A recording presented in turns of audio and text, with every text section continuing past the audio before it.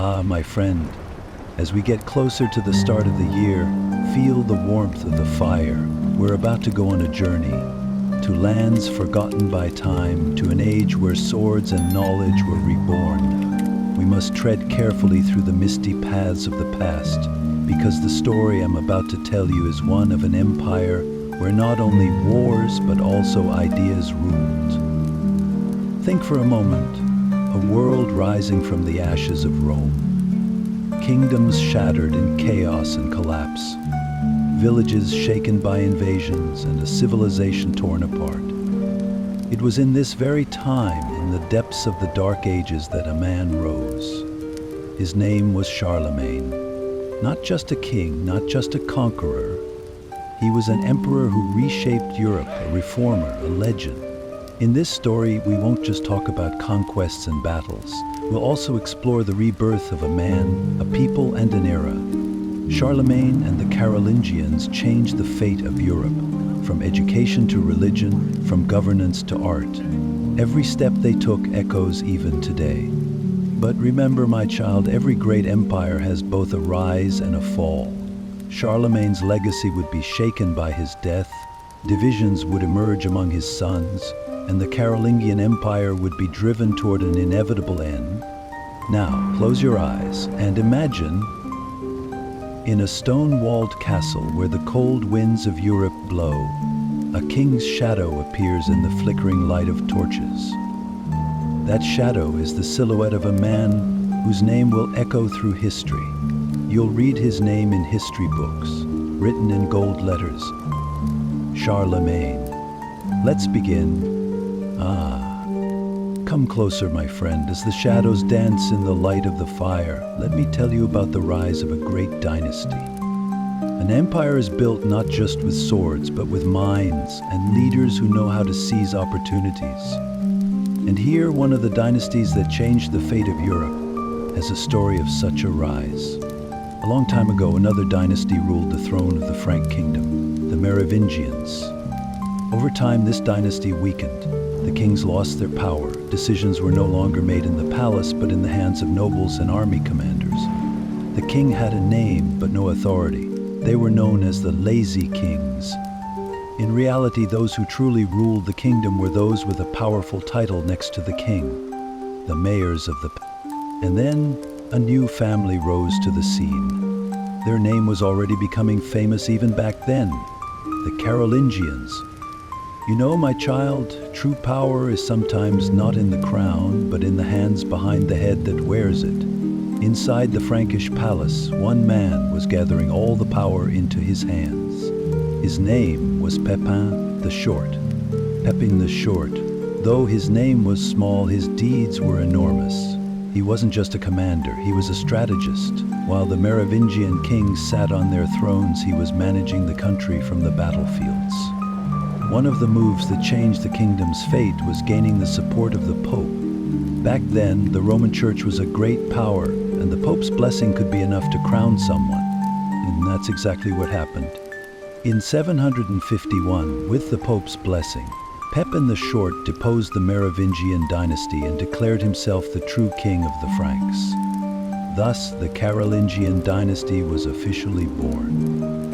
The new ruler of the Frank kingdom rose not only through the strength of the sword, but also with the sacred backing of the church. But fate didn't give Pepin enough time to carry out his grand plans. When he died in 768, he left his kingdom to his two sons, Charlemagne and Carloman, two brothers, both kings, but the throne is meant for one person. History has shown time and again that divided kingdoms don't last long. When Pepin died, the Frank kingdom was split in two. The western lands went to Charlemagne, and the eastern lands went to Carloman. But this division was only on paper. In reality, there was tension between the two brothers. Differences of opinion were about to turn into a power struggle. Charlemagne was known for his warrior spirit and leadership. He was smart, ambitious, and had a grand vision. But his brother Carloman was different. His rule was more reserved, more cautious. These differences strained their relationship. For a while, the Frank kingdom was ruled by two separate powers, but history's cycle worked, and Charlemagne mysteriously died in his mid-20s. Some say Charlemagne died of illness, but the pages of history sometimes hide secrets as sharp as swords. Palace intrigues, dynastic struggles, and power games. It's almost unheard of for a sibling rivalry over the throne to end without bloodshed.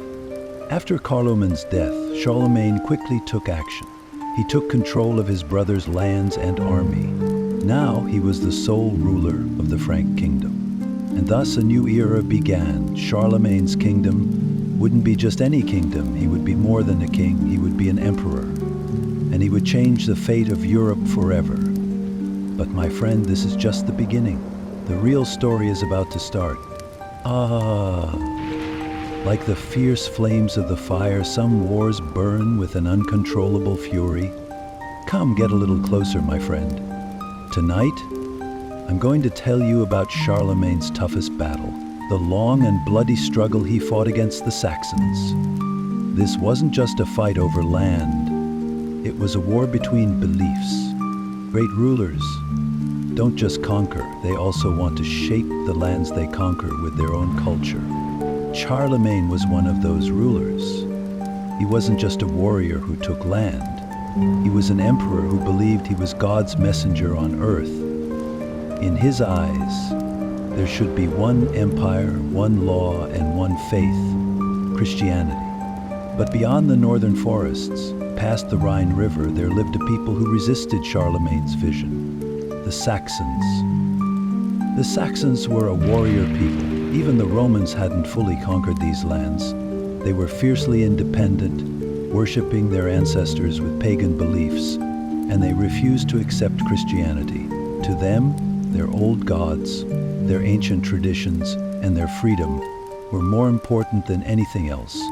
But Charlemagne was determined to break this stubborn people. He came not just with his sword, but with his cross. This wasn't just any battle, my friend. This was a long and bloody struggle that would last for years. As Charlemagne sent his armies into Saxon lands, Saxon warriors would retreat, regroup in the forests and river valleys, and launch counterattacks. Every time Charlemagne won a victory, the Saxons would rise up again from somewhere else. That's why this war lasted 33 years. But, my friend, in this long war, there was one moment that history wrote with blood. The year was 782. The Saxon uprisings were unending. Every time a peace treaty was made, the Saxon warriors would attack again soon after.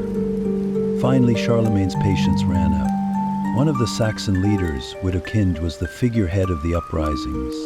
He was a hero to the Saxons. Under his leadership, the Saxons had shown great resistance against the Frankish armies. But Charlemagne decided to teach the Saxons a lesson so severe that the entire Saxon people would never dare rise up against him again.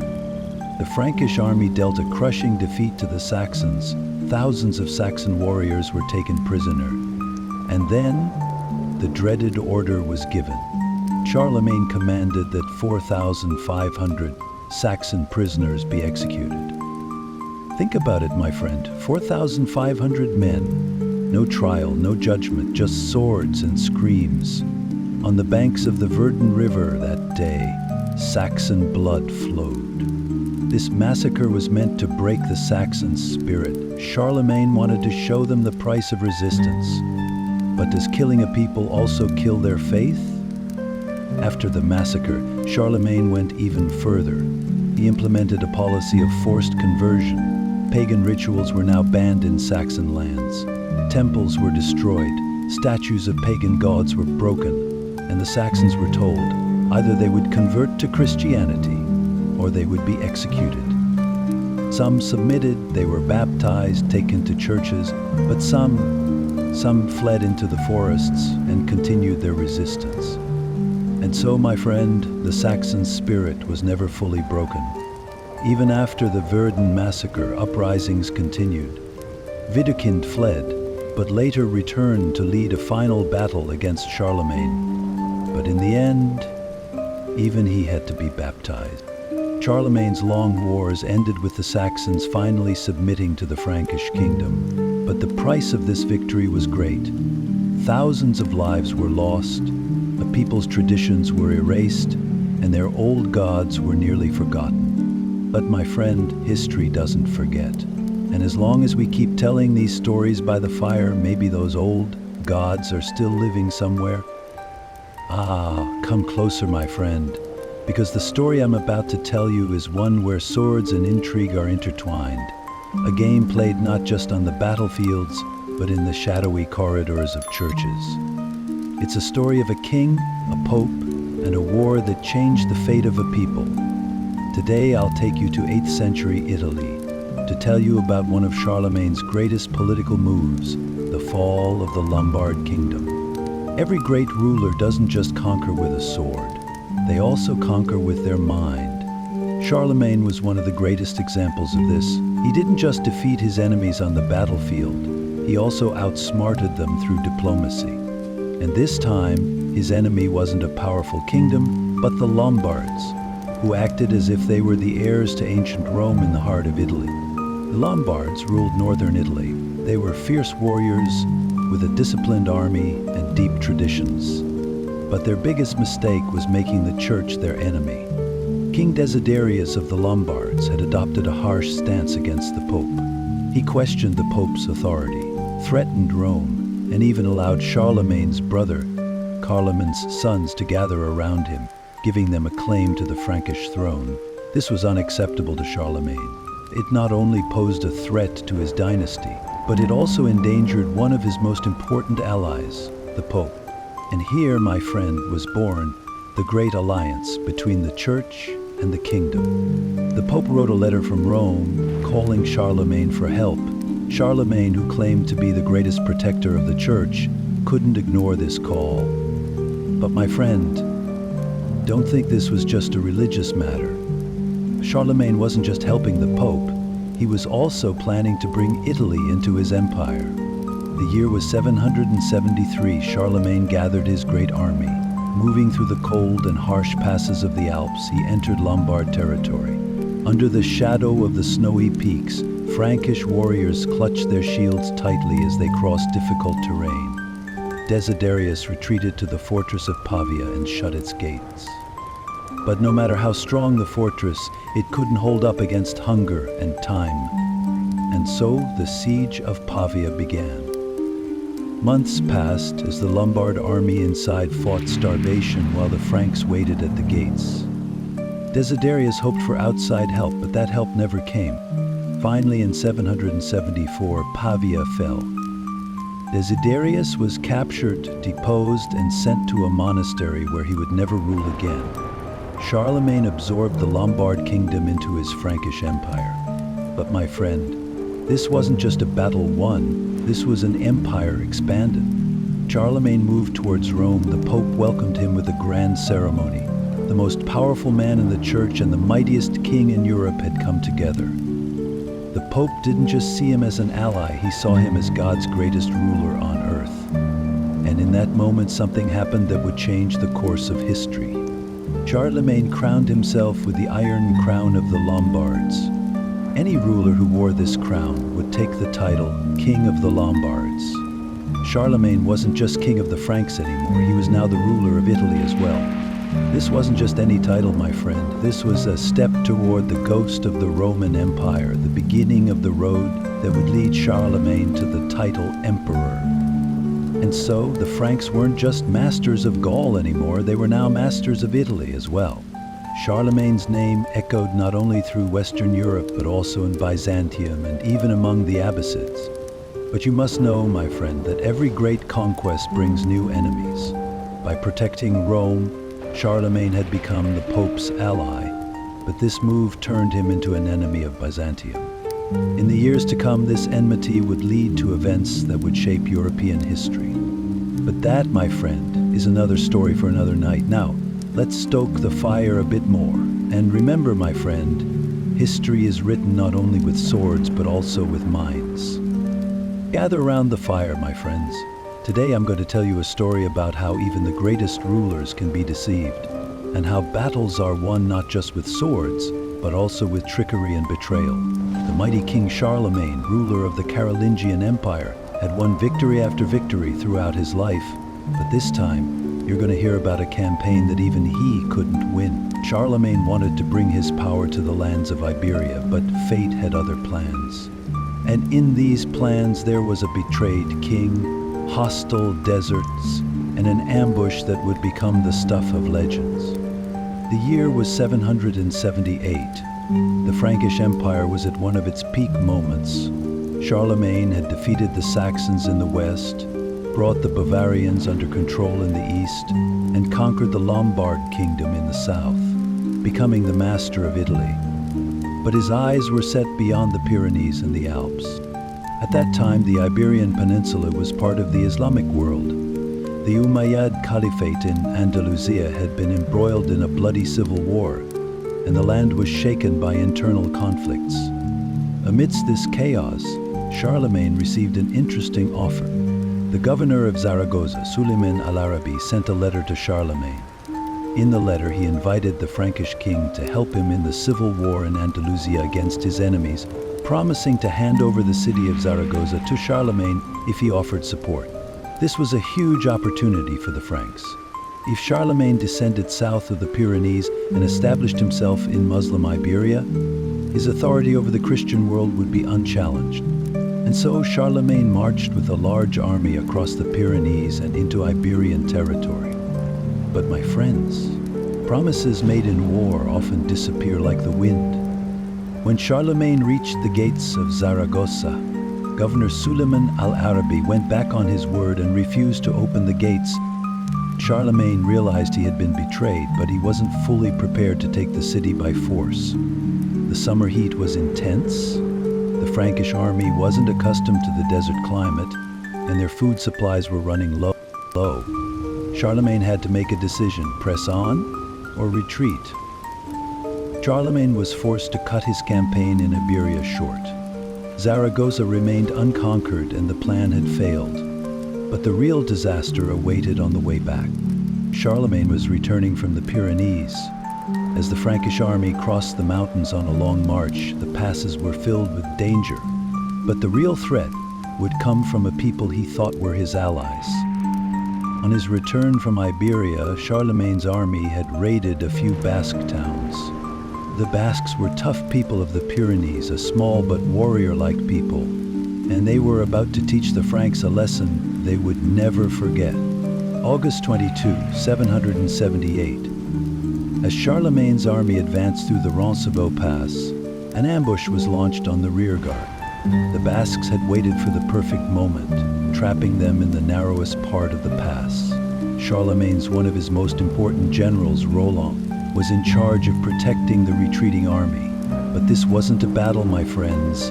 It was a trap. The Basque warriors rained stones and arrows down from the mountaintops, trapping the Frankish soldiers.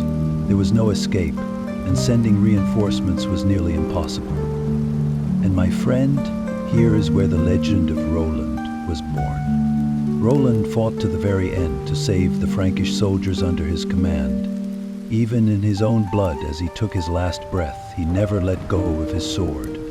According to legend, even as Roland died, he didn't let his sacred sword Durandal fall. Instead, he drove it into the rocks to prevent it from falling into the hands of the enemy.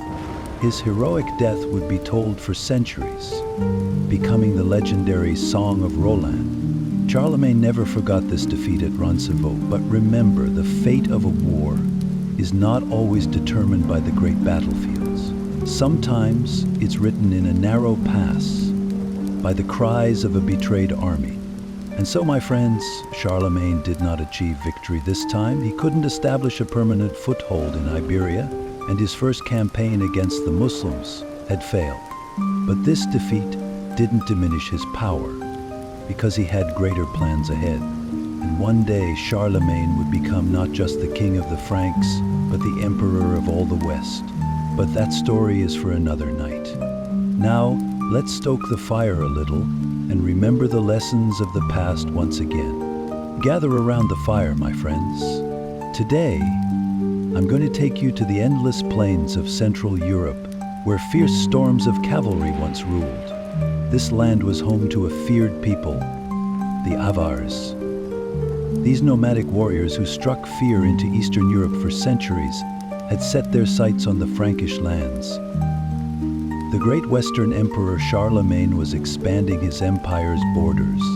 He had crushed the Lombards and Christianized the Saxons. But there was still a big threat in the east. Beyond the Danube River, the Avar Khaganate stood tall. The Avars were a warrior people who had come from Central Asia. They were born on horseback and would die on horseback. With their legendary cavalry, they had even threatened the Byzantine Empire and were one of Europe's most feared mounted forces. They had ruled in the eastern parts of Central Europe, what is now Hungary, since the 600s, but their real power lay in their massive fortifications along the Danube River, known as the famous Avar Ring. These fortresses were built with gold, treasure, and a warrior's spirit. But my friends, no fortress stands forever. For years, the Avars had been raiding Frankish lands, plundering wealthy monasteries and cities. In 788, while Charlemagne was busy with the Saxons and the Lombards, the Avar armies attacked Frankish territory. But this was a mistake, because Charlemagne never stopped until he had given his enemies a lesson they would never forget. In 791, a massive Frankish army began advancing along the Danube. Charlemagne's general Pepin launched a major campaign eastward to take Avar lands. This was the first big step in the empire's expansion to the east. And my friends, the Avars couldn't stand up to the Frankish army in direct battle. They were used to swift raids. But Charlemagne's army was disciplined, crushing everything in its path with its heavy cavalry and infantry. The Frankish forces began to take down the Avar fortifications one by one, but the real blow had yet to come. The Avars' greatest strength was the Avar Ring, an array of fortresses that held their wealth, treasures, and military power. The Avars would protect their spoils here and retreat to these fortifications in times of war. But my friends, like every great empire, the Avar Khaganate had become weakened by internal strife. Factional struggles for the throne had divided the people, and this weakness did not go unnoticed by the Franks. And once the Franks saw that opening, their destruction was inevitable. In 796, Charlemagne's son and heir, young Pepin, launched a final blow to the Avars. He crossed the Danube with a massive army and besieged the Avar Ring. The Avar warriors fought bravely, but they couldn't withstand the superior armor, organized legions, and powerful siege engines of the Franks. The mighty Avar Ring was crumbling into the dusty pages of history. The Franks seized all the treasures the Avars had gathered over the centuries. The amount of loot was so vast, it became an unprecedented wealth in Europe at the time. The treasure was so immense that Charlemagne distributed it not just to his nobles and generals, but even to his common people. And so, my friends, the Avar Khaganate faded into history. Once a terror of Eastern Europe, these nomadic warriors were now disappearing from the stage of history. Some accepted Frankish rule, some fled to Byzantium, and some simply vanished without a trace. The fall of the Avars wasn't just the collapse of a people. It was a turning point in Charlemagne's expansion into Eastern Europe. After this victory, the Frankish borders stretched beyond the Danube River.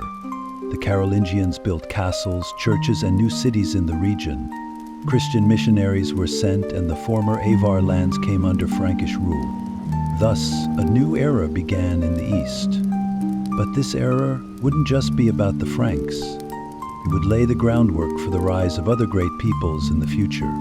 Because, in these lands, centuries later, the Hungarians would rise, the Slavic peoples would unite, and the fate of Europe would be rewritten. But my friends, those days were still far away. In those days, the ruler of Eastern Europe was only one, Charlemagne, Emperor of the West. And so the fall of the Avar Khaganate marked the end of one era and the beginning of a new age. Great rulers aren't just those who win battles. They are the ones who change the course of history. But remember, my friends, history always turns. Yesterday it was the Avars, today it's the Franks. And what about tomorrow? Now let's stir the fire a bit more, because I've got plenty more stories to tell. Gather around the fire, my friends, because today I'm going to tell you how history can be changed, not just by swords and wars, but by knowledge and light. Today we're going to take a trip to one of the most glorious times of the Frankish throne, the Carolingian Renaissance. Get ready to hear the story of an age that shone through knowledge and grew with education. My friends, for many years Europe seemed to have lost its way in the darkness. When the Roman Empire fell, a great civilization crumbled with it. Roads were in ruins, cities fell silent, and ancient knowledge began to fade away. Churches and monasteries, under the shadow of ignorance, tried to preserve the remnants of the Roman and Greek worlds with a handful of monks guarding books. But then Charlemagne came, and my friends, he would launch a conquest not only in battlefields, but in minds and souls. Charlemagne wasn't just an emperor who expanded his lands. He believed that knowledge and culture were just as powerful as an empire. They say Charlemagne tried to learn to read and write but never fully succeeded, but that never stopped him, because he knew how to surround himself with the most knowledgeable people and share that knowledge with his people. And that, my friends, is how the Carolingian Renaissance began. Charlemagne knew that knowledge could only survive if it was preserved and spread. So he started a massive project to ensure that the works of Rome and Greece wouldn't be lost. How did he do it? First, he set out to collect ancient works from all over Europe. Monks in monasteries began carefully copying books, parchment, and manuscripts that were centuries old. The works of great philosophers and poets, like Virgil, Ovid, Cicero, Aristotle, and Plato, were rewritten and preserved. This wasn't just about remembering the past, it was about building the future, because a nation survives not only by the strength of its sword, but also by the power of its minds. But for Charlemagne, that wasn't enough. Knowledge had to spread among the people, so he decided to establish an imperial academy. And his greatest help in this was a scholar named Alcuin. Alcuin was a wise man from York, England, a master of Latin philosophy and theology. Charlemagne invited him to his court and said, "I have conquered Europe with the sword, but now I want to conquer it with wisdom." And my friends, that's how the educational campaign began. At the time, Europe spoke many different languages. Every region had its own dialect, making communication difficult. Although Latin was used in churches, it also varied from region to region. Charlemagne rolled up his sleeves and set out to create a more regular and understandable form of Latin. Alcuin and other scholars developed a new Latin writing system. This way, a bridge was formed between the classical Latin of the Roman Empire and the language spoken by the people. Additionally, a new writing style called Carolingian minuscule was developed. This script was more legible with clearer letters, and it laid the foundation for modern European languages. Today, even the difference between uppercase and lowercase letters we use in most writing styles came from Carolingian minuscule. But Charlemagne didn't stop at copying books and creating a new script. He ordered schools to be built across Europe. These schools became places where not only the nobility, but also clergy and even ordinary people could access knowledge. Now children could learn to read and write and receive education in Latin. Monasteries began to grow libraries, scholars began studying mathematics, astronomy, and natural sciences. The scientific thinking that had long been forgotten in Europe slowly began to be revived. And my friends, this is how Europe was taking its first great step out of darkness and into light. So my friends, why was the Carolingian Renaissance so important? Because this movement laid the foundation for a massive cultural and scientific explosion in the centuries to come. Without Charlemagne's educational reforms, the Dark Ages might never have ended, and Europe would have remained distant from science and knowledge for centuries. And That's why Charlemagne wasn't just an emperor, he was the architect of a civilization. The seeds he planted would open the doors to the Renaissance and the Age of Enlightenment in the centuries ahead. The importance of knowledge, the power of reading and education would be passed down from generation to generation as Charlemagne's legacy. My friends, as you can see, what holds an empire together is not just the victories on battlefields. A true leader gives his people something stronger than a sword: knowledge.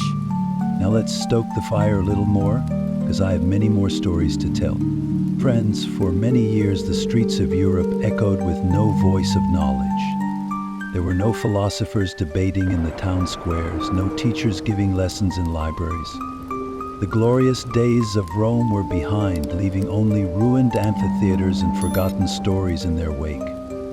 But my friends, every dark age hides a place of light. And during Europe's most turbulent times, that place of light was the monasteries. Churches and monasteries weren't just holy places for prayer. They were also the places where knowledge was preserved, ancient books were copied, and education continued.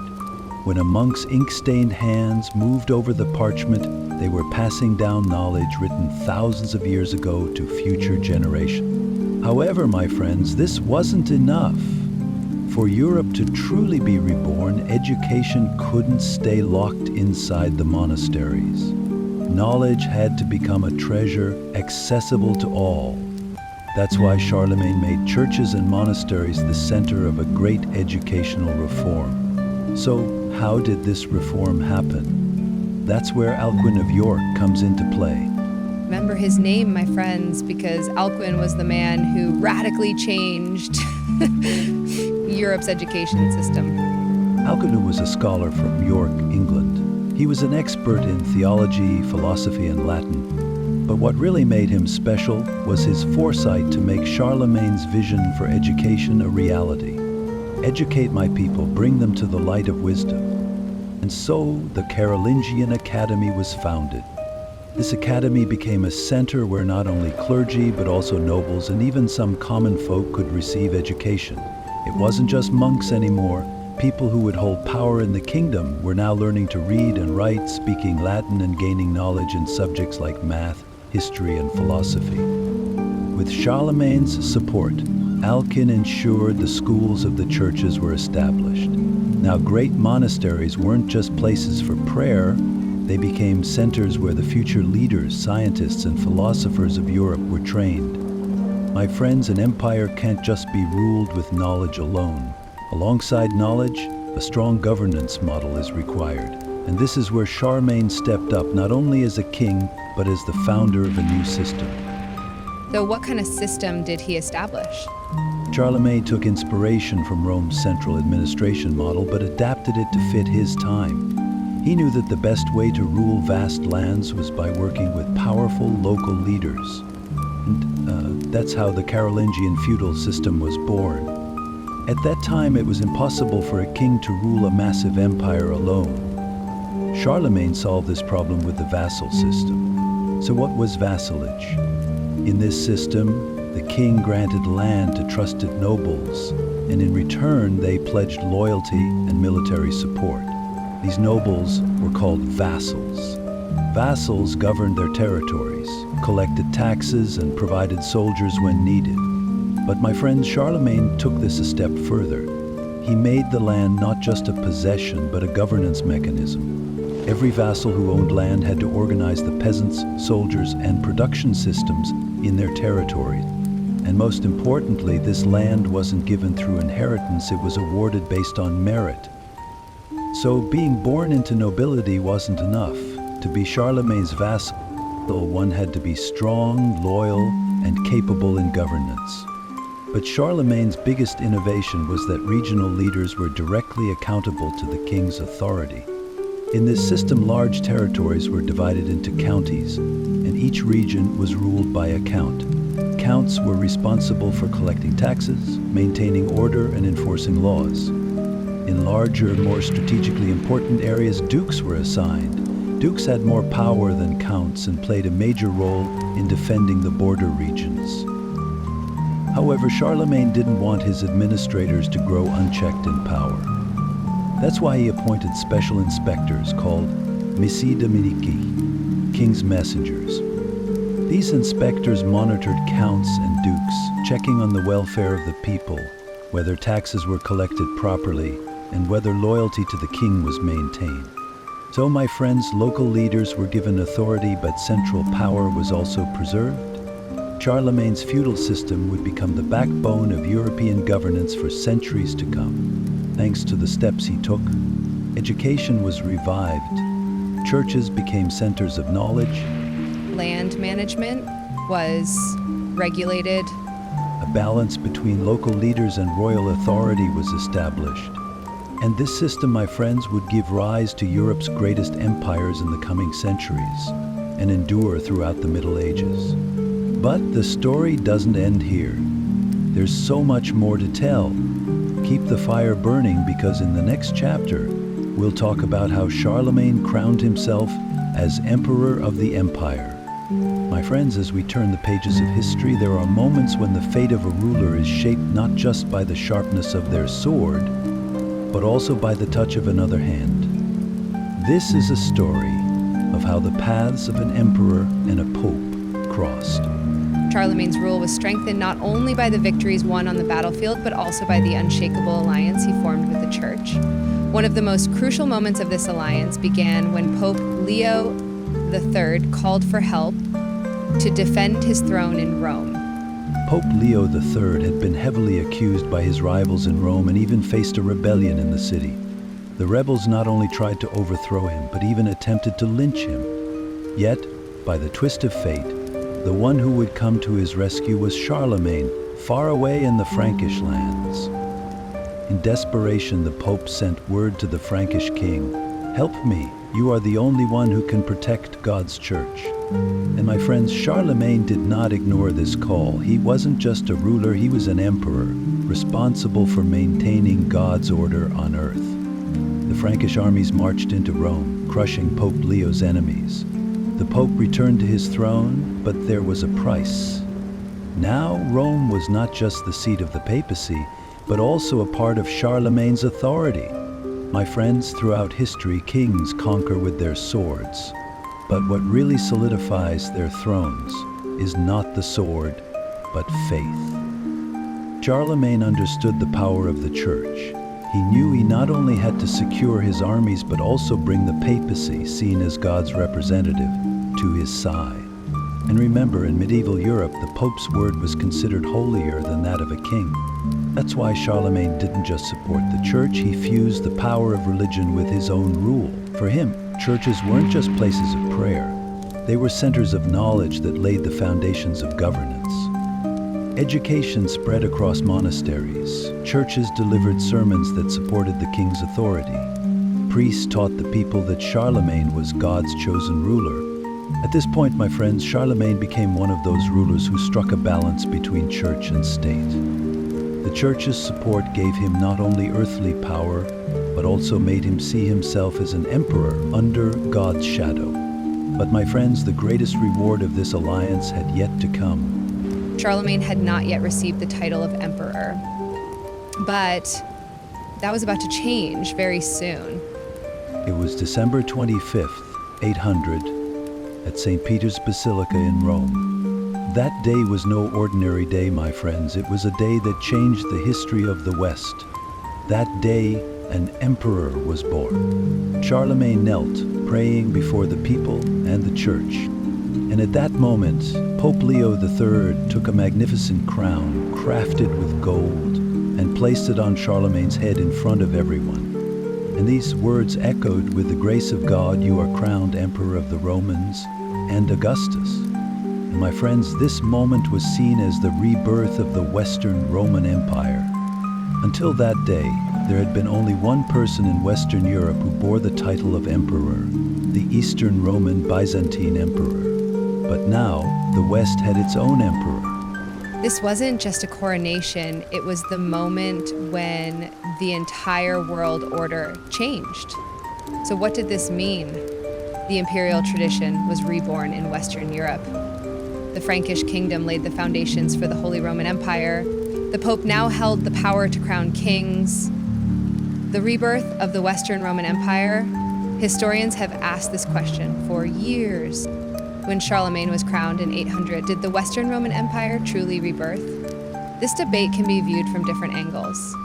If we look at the borders, armies, and institutions of a kingdom, Charlemagne's empire was very different from the old Roman Empire. Now, instead of city-states, there was a feudal system. But if we look at the spirit of Rome, its ideals, and the sanctity of power, yes, my friends, Charlemagne did revive the Western Roman Empire. The empire he built would guide Europe in the centuries to come, continuing as the Holy Roman Empire. But don't forget, history never stops. After Charlemagne's death, this great empire would be divided, leaving behind heirs. But that's a story for another time. And so, my friends, a relationship Charlemagne built with the Pope elevated him beyond just a king. He was now not only the ruler of the Franks, but the emperor of the Christian world. A ruler governs not only with their sword, but with their faith.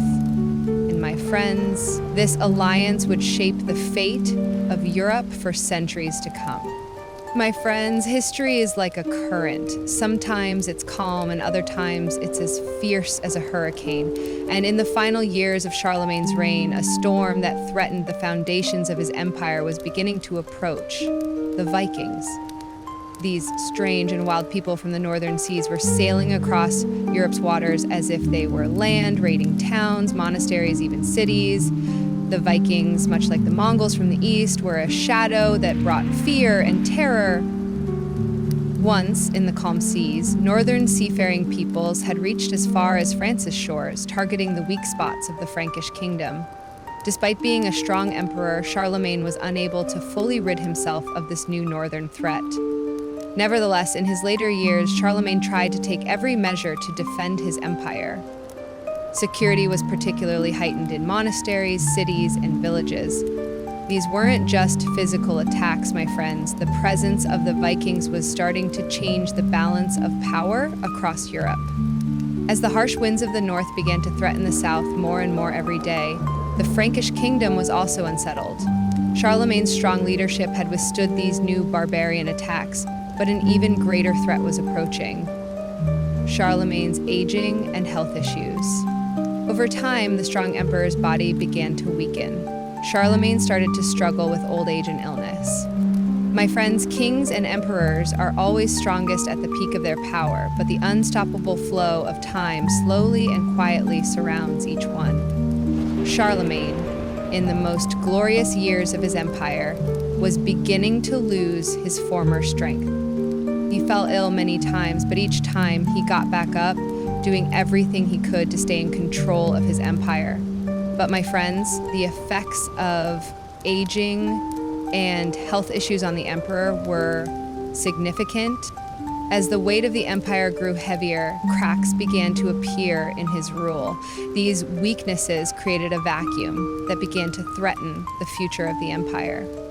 The big question was how Charlemagne's opportunistic heirs would take advantage of this void.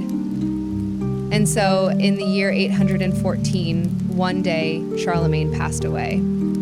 After the death of the great emperor, the fate of the Frankish kingdom was now drifting toward uncertainty. My friends, the death of an emperor is one of the biggest turning points that can change a nation's fate.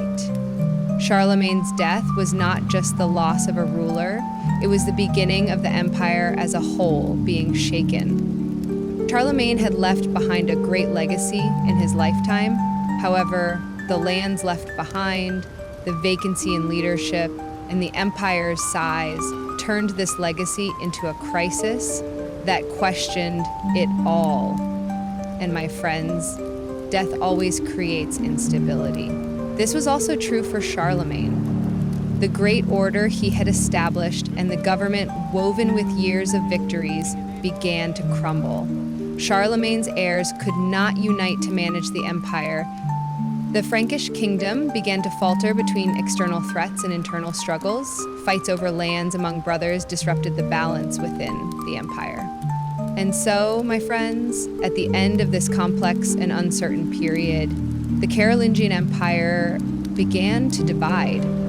This great empire, much like the Roman Empire, was no longer ruled by a single authority and began to exist in several fragmented pieces. But each piece struggled to survive amid internal power struggles. In the years that followed, the power of the Carolingian Empire would gradually weaken, and eventually the political map of Europe would change completely. And so, my friends, this was the end of the great emperor. But remember, Charlemagne was not just a ruler. He was a symbol of an era. He was a leader who founded an empire in Western Europe, unified religion and state, and laid the foundations for a new world order. When we look at him today, we remember him not just as a king from the past, but as a visionary who stood at the beginning of it all. And my friends, we should deeply understand his great legacy and study how he carved his place in the flow of history.